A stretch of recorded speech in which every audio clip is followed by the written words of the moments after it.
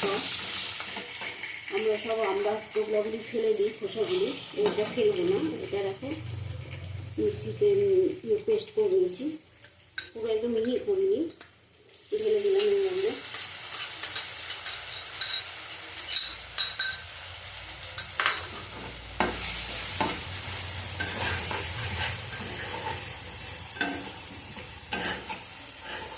এর মধ্যে সব হলুদ দেবো, 1 চামচ হলুদ দিলাম,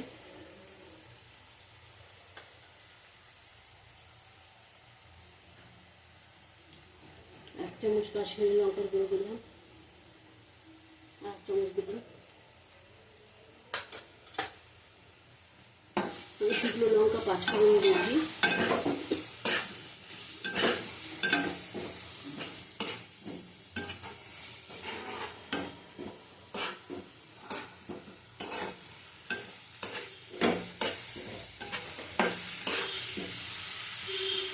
আমরা এটা সিদ্ধ হওয়ার জন্য ফুটে রাখবো জল দিয়ে।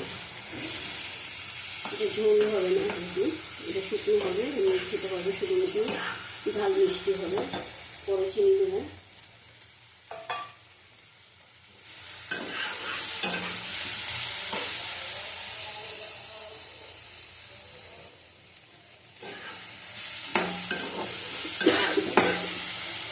তেল বেরিয়ে গেছে, এটা ঢেকে রাখবো।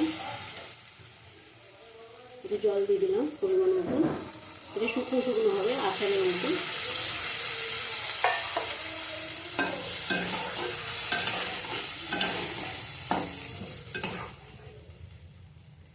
দেখো এবার ঢেকে দিয়ে সিদ্ধ করিয়ে নেবো।